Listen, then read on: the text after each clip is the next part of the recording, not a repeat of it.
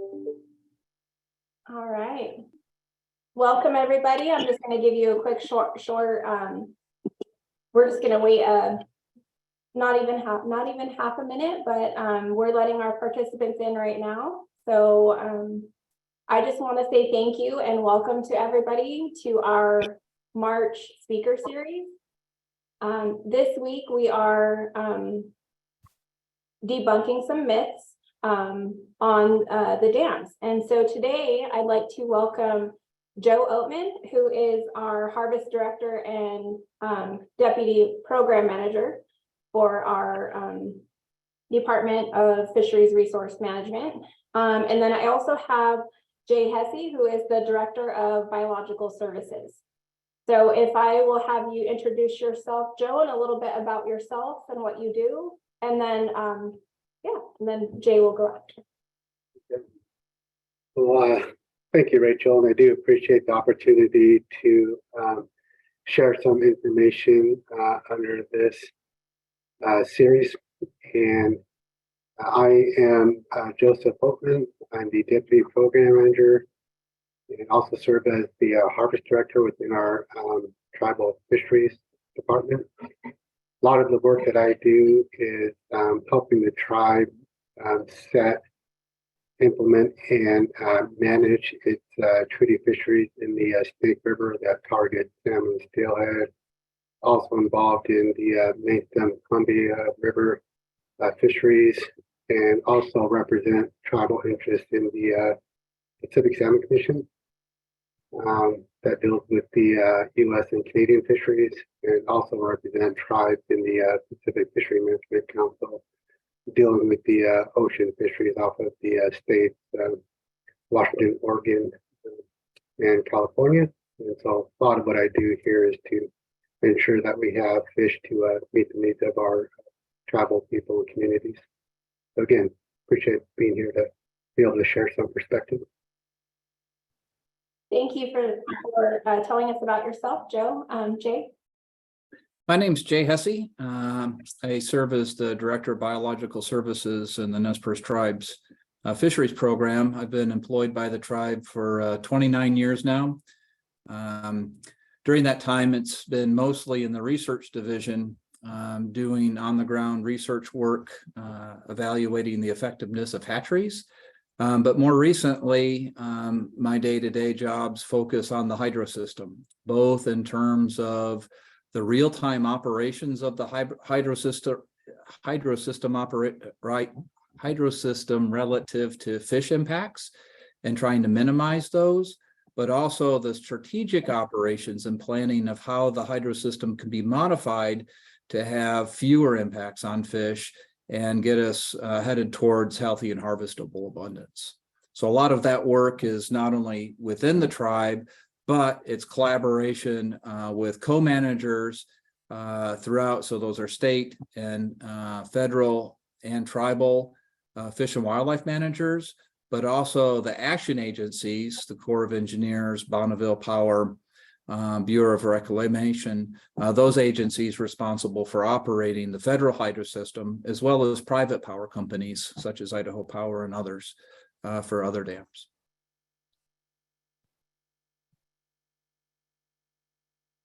Well, thank you. It sounds like you guys are both pretty busy. So, okay. So now that we know a little bit more about you guys and why we've asked you here to help us decipher and debunk some of the myths that are relevant to this topic.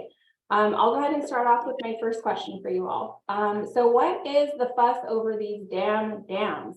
Isn't it true that they don't pose as much of an extinction threat as climate change?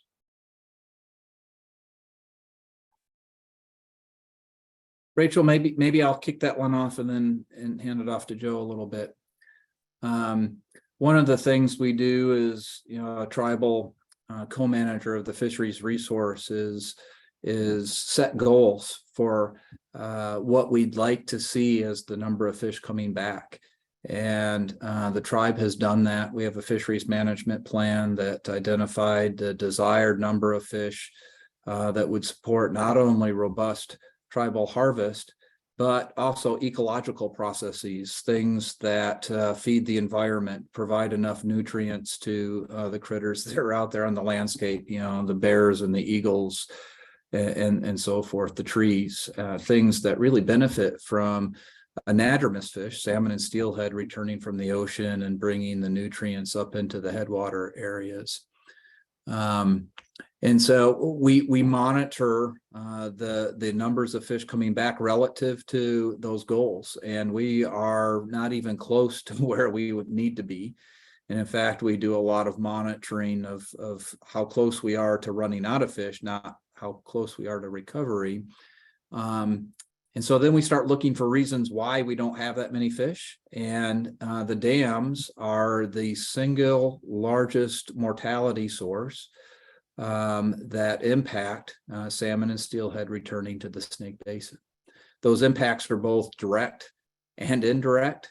Some of those are mortality of fish just getting past the dams as juveniles trying to get to the ocean, and getting past the dams, coming back as adults up through the fish flatters.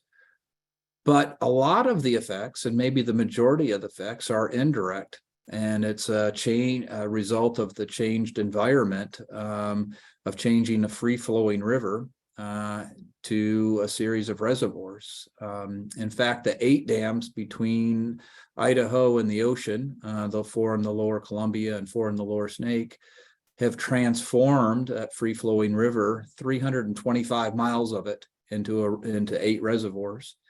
The 4 Snake dams impact 140 miles of once riverine environment. And so what we see is the impacts from those dams are both direct and indirect. It's really a major limiting factor in terms of how many fish we get back to into here in the Snake Basin. And so to build out those points that Jay just laid out there, so the dams have a huge impact on those juveniles that are moving downstream from the Snake River out to the ocean.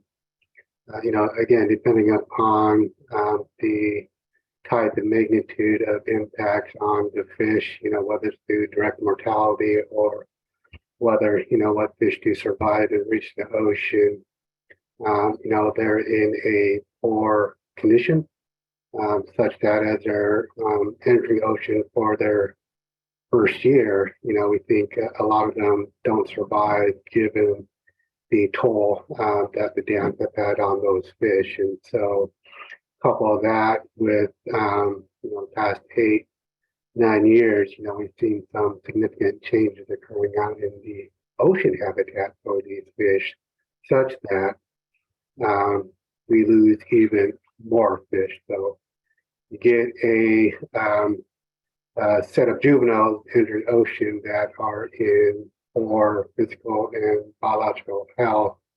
Couple that with a warming ocean, maybe less food available and less nutritious for them, and they result in more death of these fish out in the ocean. And so as they mature and grow, and as they come back as adults back to the mouth of the Columbia and start making their migration back upriver to the Snake River and the various habitats and rivers that support them, we see another loss of those adults who survived their time out in the ocean. And so when we think about just the current status quo impact of dams, again, juveniles going out, adults coming back, that, as Jay mentioned, the dams are the single largest source of mortality of these fish, and they essentially get 2 bites out of the apple. They kill millions of juveniles going down and thousands upon thousands of adults coming back. And so when you couple that with, these predictions on climate change and what that might look like here in the Snake River, that will only exacerbate and make even more difficult our ability to make sure that these fish persist into the future. And so under that sort of a scenario, our thought is, one way that we can give these fish a chance is to take out the dams that impose the biggest impact to these fish under climate change scenarios. And so recognize that there's many areas in the Snake River Basin that have high altitude cold water sources that will be critical for these fish as we progress into a warming climate where we have, low water flows, higher water temperatures. And so it's really places like these in the Snake that will give these fish a chance. But that chance is lessened due to the dams that are in place that are impacting their ability to get to the ocean and back to the spawning areas. Okay, so that just brings me to my next question. So we've poured billions of dollars into habitat restoration and dam improvements to protect salmon. Is there anything else more that we can do about that, or is that just it?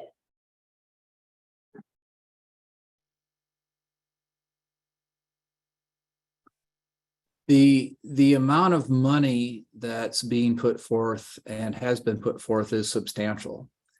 But it's not the amount of money that is the measuring stick. It is the condition of the resource and the ability that we can affect or minimize or improve the limiting factors.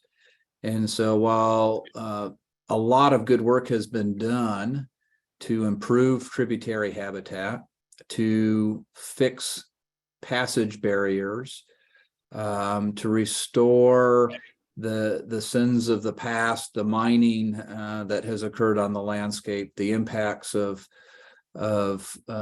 timber harvest, the impacts of road building along those things. We've made great strides in improving some of that, but the reality is there's a long ways to go. And much more needs to be done with that. And the reality is populations are increasing and expanding the footprint. And so that work is a never ending type effort. Both fixing and then protecting needs continual work. The amount of money that's been put into the hydro system and changing how those are operated is again substantial. But those dams are in some cases now going on 60 years plus old, and they're starting to fall apart. And so the money that it's going to take to keep those just operational, let alone improve for fish, requires continued and greater effort along the way. There's a lot of the money that's being spent to do something good for fish. While we spent an enormous amount over time, and we expect to continue to do that in the future, is really to try and mitigate the impact that human development has had, throughout the basin that affects all of these stocks. So you have, Jay mentioned, you have the mining, you also have the timber harvesting, agriculture, irrigation, among others that have really altered and changed the environment that once supported healthy fish populations.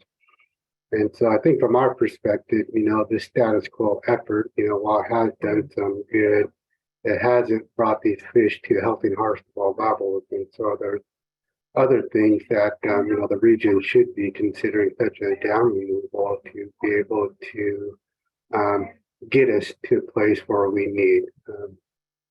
From the perspective of Nez Perce tribe, the fisheries that we have today is really a tiny fraction of what we negotiated for in our treaty of 1855. And so in the time that has passed since then, the level of changes and impact that salmon habitat as well as the salmon has really left us in a place where we have really very few fish available to spread across, the many needs that our tribal communities have. And so that cost hasn't been fully mitigated for, and that is something that shouldn't be lost on people. Let me build off of that a little bit, Rachel. The efforts that have been done to date have been essential in keeping salmon on the landscape, even in low numbers. It in some cases has kept salmon and steelhead in the Snake Basin.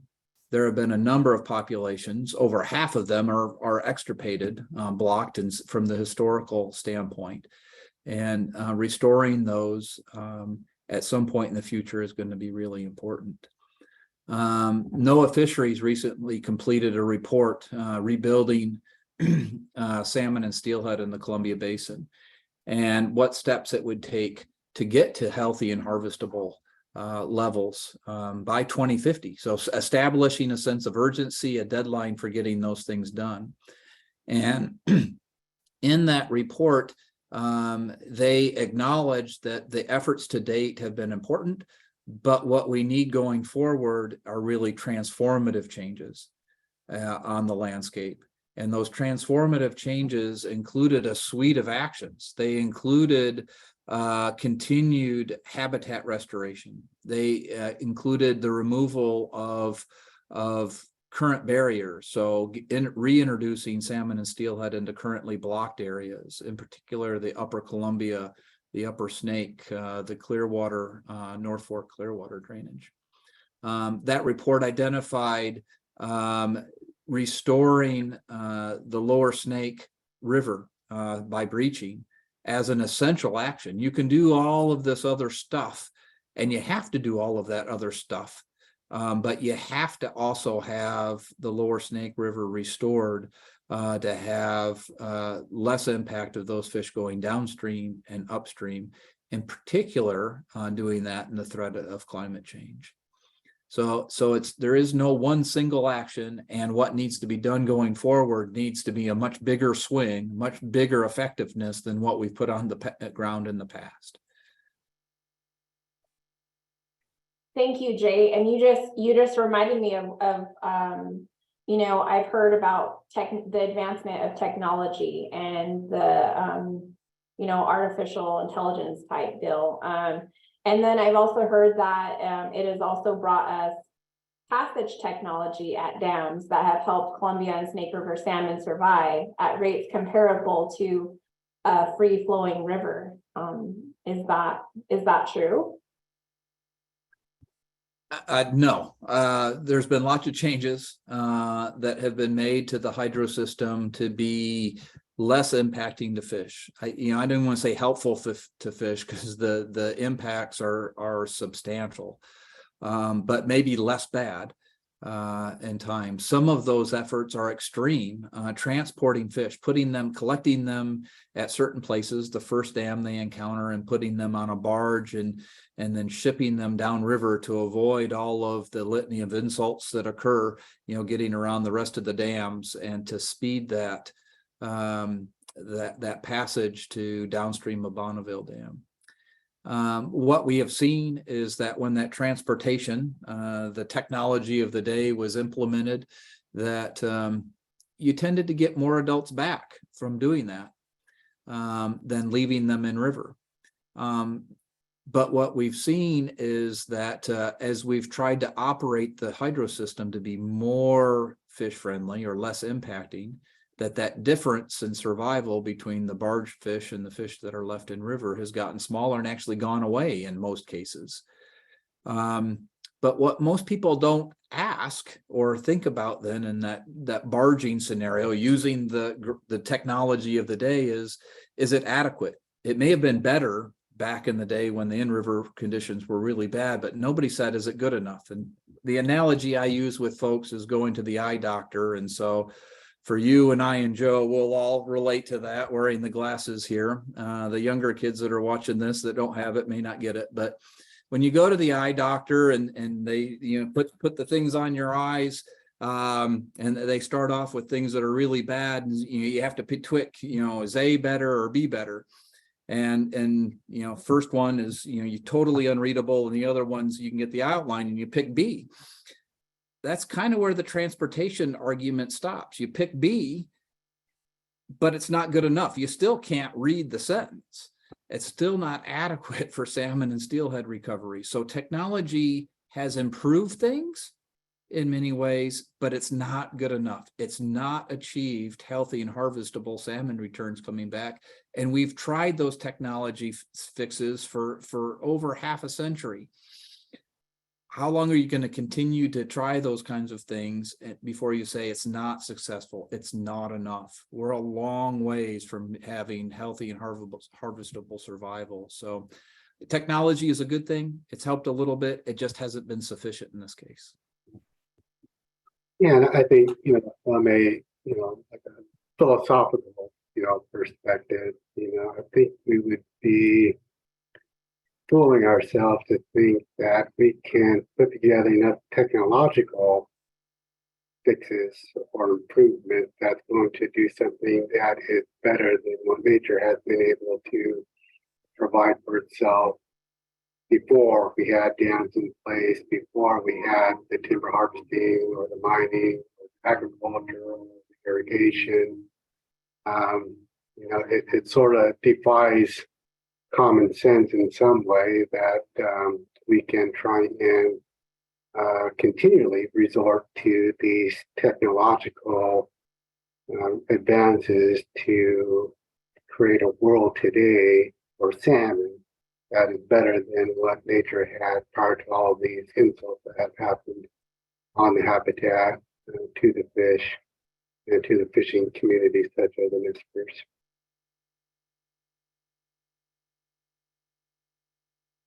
Thank you, Joe, and Jay. Okay, so just moving on, or to kind of help refresh my memory, are we overreacting about this whole salmon extinction thing? Isn't it true that we've seen significant increases in returning adult salmon and steelhead numbers since the dams were first constructed? And then I actually have a second part question to that. The second part is, what was the Nez Perce harvest like historically, and what does it look like today? So, Joe, maybe I'll start with the first part. You definitely get the second one, but build on the first part.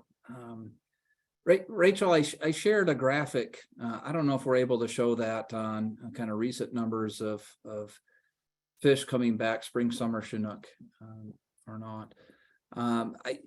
The tribe has, let me back up here.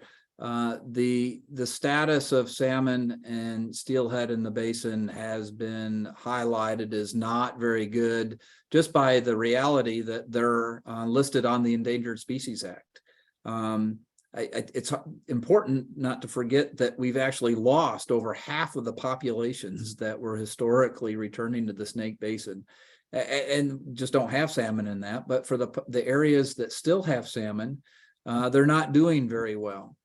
And I mentioned earlier those goals that we discussed. So this graphic is for natural origin and hatchery origin, spring, summer Chinook returning to the Snake Basin. It's numbers of fish enumerated coming into the Snake Basin, essentially at Lower Granite Dam over time. Lower Granite was completed in the early 1970s, but we have estimates of fish coming back to that. So the top graph just shows that top abundance, and what you can see is an increase in abundance from the 60s and 70s and 80s in the recent years, and essentially that is a reflection of the hatchery program starting to kick in, the mitigation program to kick in. So the inset in the graphic in the upper right hand shows the percent hatchery or percent wild over time, and that just is dropping as we go through time.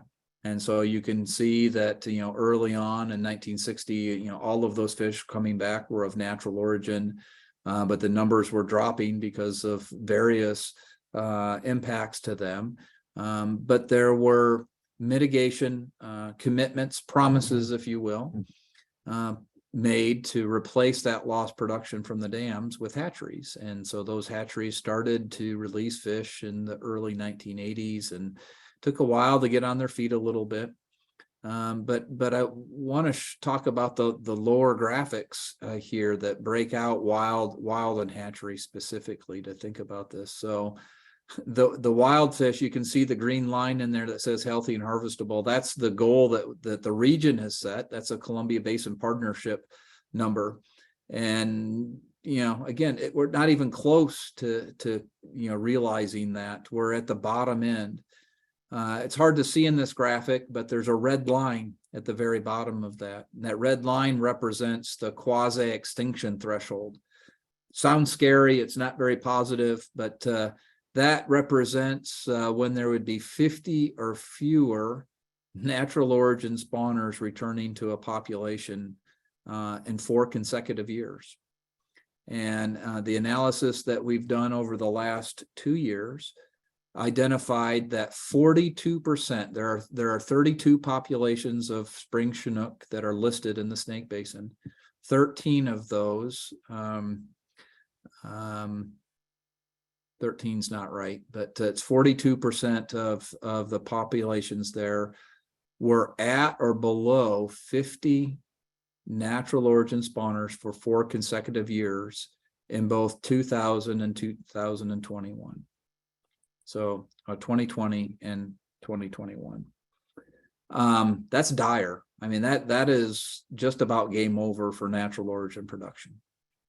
What we can see is that the return in 2022, this last year, bumped up a little bit. It was the 5-year average was about 7,000 natural origin fish coming back to the Snake Basin. That last year's escapement was 16,000, over doubled.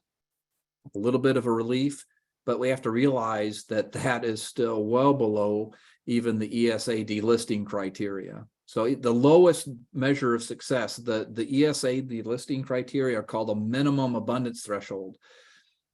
And we're not even, last year's good return wasn't even half of that threshold. So it is dire. The other point that I want to make is the hatchery graphic on the lower right. And so those are the fish that both tribal and non-tribal fish anglers tend to get to harvest or focus their harvest on. And there's a mitigation goal collectively for the Snake Basin of 90,000 fish. We've only met that goal 3 times. And with the Lower Snake Comp program, that's a mitigation program specific to the 4 Lower Snake dams. That return goal, the promise, was 58,700. We've not met that goal once since the inception of the program. So to characterize, the numbers of fish being good or improving just isn't true. The numbers in the last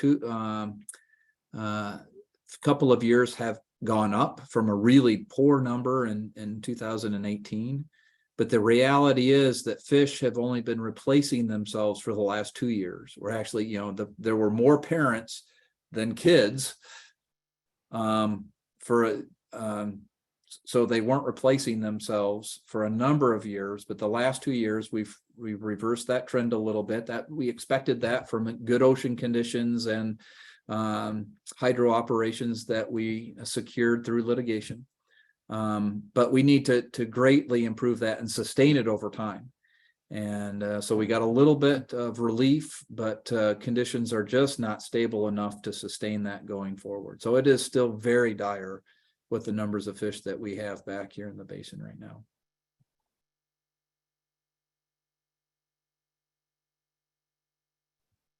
Thank you, Jay, for that overview. And Rachel, I do have a graphic that showed the sort of long-term general declines in abundances and the declines of harvest then that resulted. So if you can pull that up, I can speak to that. And so what the graphic intends to depict is from the time that we had negotiated our Treaty of 1855 with the U.S. government to roughly today, we've seen a decline in the anadromous returns back to the Columbia Basin. That'll be fish going to, various parts of the basin, including the Snake River. And so what's illustrated here is that, in the mid 1800s, when we struck these treaties, the estimated average of anadromous return to the Columbia Basin was something like 17 million fish at the upper end. As you go through time up to the current day, the overall adult returns to the Columbia River is something like over 1.2 million fish. And so it's important for folks to understand the long-term and severe decline in fish returns that led to a severe decline in the numbers of fish available to tribal harvest. So some of the analysis that we've done indicate that, on the left side of the graphic, on 1855, so around treaty time, that the harvest, for example, that the Nespers had in the Snake River system was something like 290,000 fish at a per capita use of 501 pounds of fish per person, which would equate to something like 81 fish per member to support that level of use.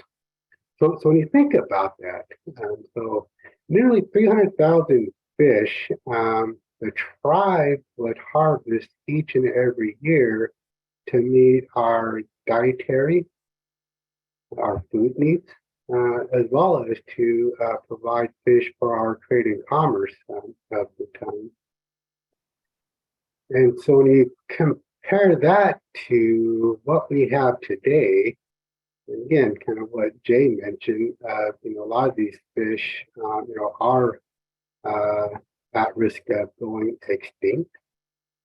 That we've lost already many populations, and so what population that we have left really doesn't support harvest as it used to and as it should. So traditionally, for Nespers and other tribes of the basin who really relied upon this resource, salmon provides something like 50% of our total daily caloric need for each and every member. We get half of our daily calories from salmon, with the other half from other traditional first foods, so like the wildlife, the berries and the roots and so forth. And so there's a big difference from what we negotiate treaty for to what we are left to live with today. So back in 1865, we could go harvest fish, anywhere in the Snake Basin that were salmon-bearing streams, and we had the means and ability to go out there and catch those fish and use those fish. And it met, 50% of our total daily caloric needs, as well as provided for an economy that made us prosperous and wealthy people. Whereas today, we're really left with only a handful of areas, for example, spring, summer, Chinook, where we can go and harvest some fish. And so again, our recent average of harvest for salmon stilled in the Snake Basin in the past 10 years is something like 9,100 fish. So a tiny fraction of the nearly 300,000 that we used to be able to harvest and use to meet our needs. You know, the amount of calories that these fish, provide for us today is really a tiny fraction of what our body needs. And that certainly shows up in our health. And there's very few areas and very few populations where we can go on an annual basis to catch some fish. And even among those few areas, there's really only a few that really provide for any sort of decent fisheries. And so we take all of that together, the region, the folks who support dams because, it provides them meaningful, economic and livelihoods to them, they should hopefully realize and understand and appreciate, the really dire state that our fish are in and the people who rely upon those for their health, their well-being and their economy.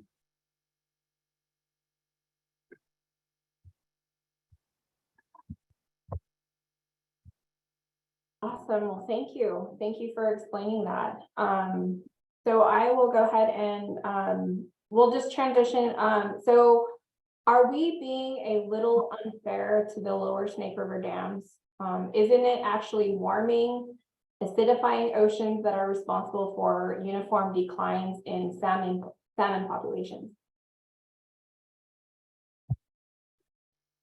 So ocean conditions do have a significant impact on the overall abundance of salmon coming back to the Snake Basin. And those conditions have generally been poor and declining over recent years. And for I think climate change reasons, acidification of that is part of it.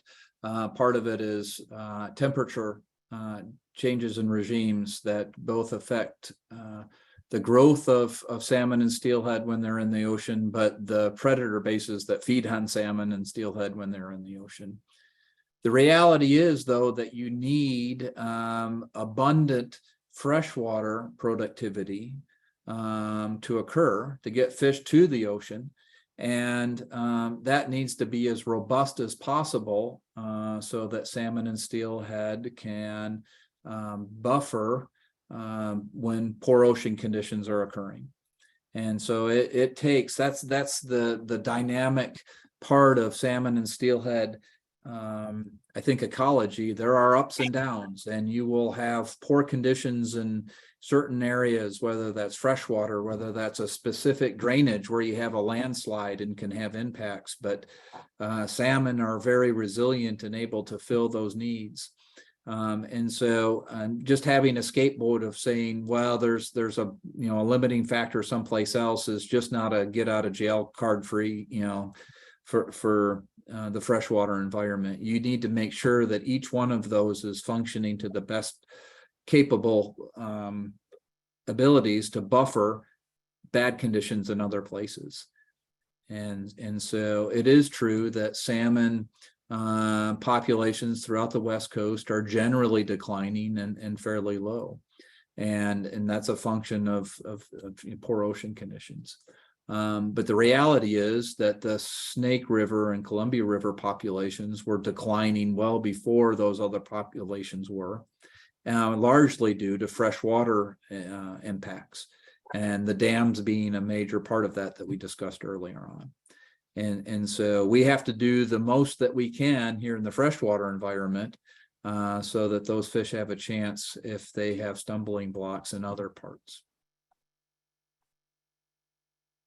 Yeah, and if I might add to that, I mean, it's certainly easy to point the finger at the ocean. And as we kind of gone through on the freshwater side, folks have, pointed fingers at this or that.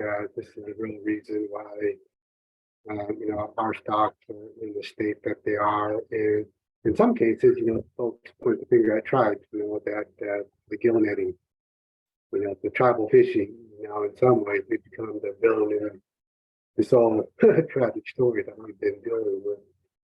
And so when you think about, if there hasn't been the political will to do something really meaningful and durable and lasting for Columbian snake river stocks, and it really defies logic that there would be the political will at the global scale to do something about global warming, to deal with greenhouse gas emissions that are driving that. And so I really think it's a odd argument to try and shift the blame out to the ocean and say, that's really the main driver here. What we do won't make any difference. And it's just a difficult, I think, perspective to try and address and get folks to understand that, one, we need to do something in basin, in the freshwater to improve the productivity and abundance of these fish, as well as have the U.S., be a leader at the global stage to try and deal with global warming and all the causes that contribute to that. Yeah, that's awesome. Awesome answer. Especially when you talked about gill netting, I knew exactly what you're talking about. So, okay, so we're actually going to do one last question, and this is from the Q&A. So this is from one of the participants. It says, can you address the surplus excess power generated by the dams that ends up getting sold at a loss to California utilities, then ends up raising rates to BPA customers? Do we really need all of these dams? Haven't they outlived their useful life and are now projected to cost us more in maintenance than they are worth? Question mark. Yeah. That's a really in-depth question with a lot of different aspects. I'm not going to be able to touch on those. I will highlight a couple of things. The 4 lower snake dams have a nameplate capacity of 3,500 megawatts. Rarely, if ever, do those 4 dams ever generate that. They're water limited. We don't have enough water to actually generate that much energy. For most of the year, across the year, there's just not enough water going downstream.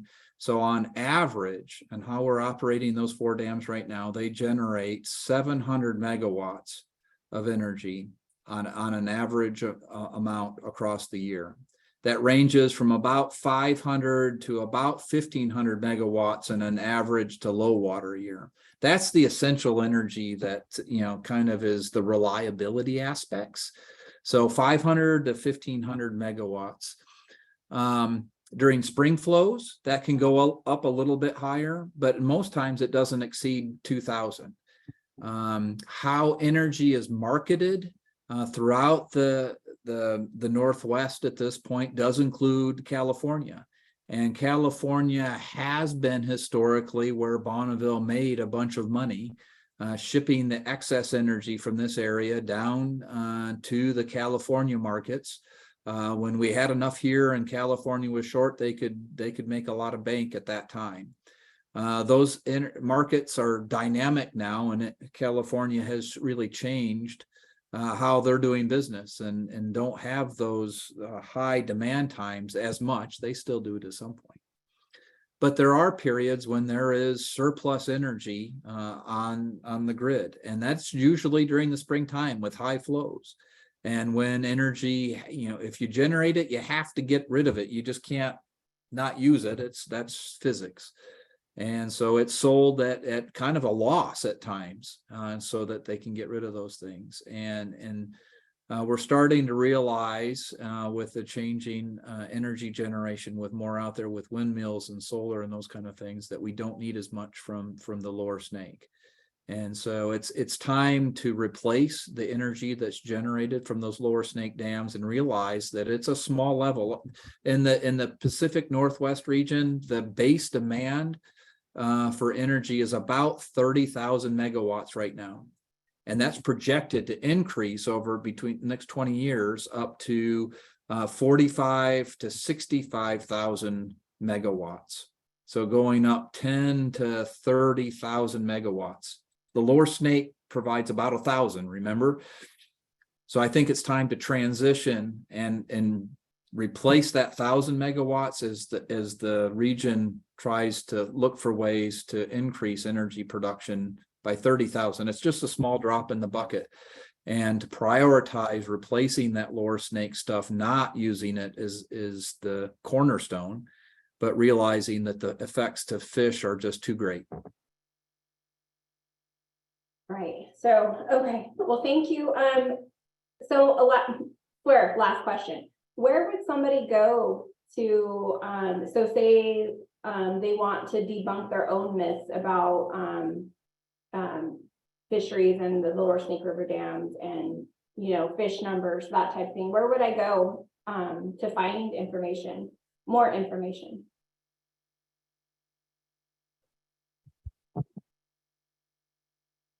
The information that is readily available is diverse, and we're lacking a single spot for that. I think that's one of the areas we've identified for the real information. The tribe is in the process of establishing a website where that will be readily available. The quasi-extinction threshold analysis, the analysis of adult returns relative to our goals.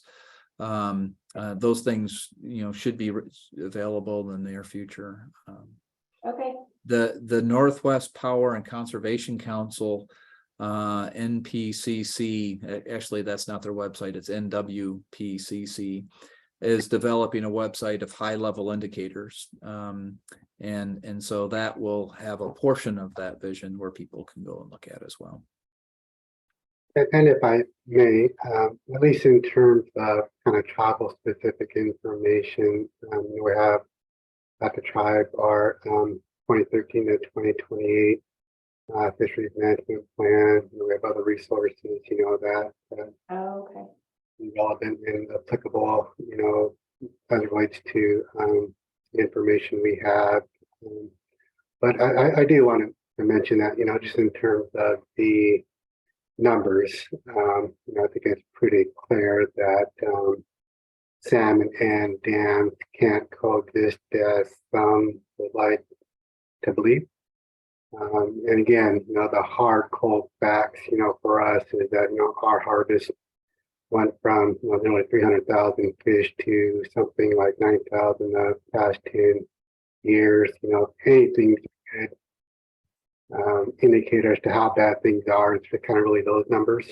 So I think it'd be pretty difficult, for folks to try and paint a 9,000 harvest, which equates to something like 2.5 fish per member, as success, as doing something good for treaty rights and tribal fisheries in places like the Snake. And so we certainly have other information and analysis that underscores that very point. So we're way off from healthy and harvestable levels as the region has set those numbers for. And so there's other information such like the Columbia Basin collaborative process that's been going on here in recent years, as well as the phase 1, phase 2 report from the Columbia Basin Partnership. Good information. That's great. So whenever I get access to those, I'll be sure to share on our Nez Perce Tribe Facebook page, as well as our Salmon Orca Project Facebook page. I just want to thank you, Joe and Jay, for joining me today for this speaker series on debunking some of the myths about the dams. I really appreciate your time. I really appreciate all the participants. We weren't able to get to all of the participants' questions, so I apologize for that. Our next speaker series will be April 26th at 12 p.m. So be sure to check your emails, and we'll see you next time. Thank you, guys. Have a good day. Thank you. Bye.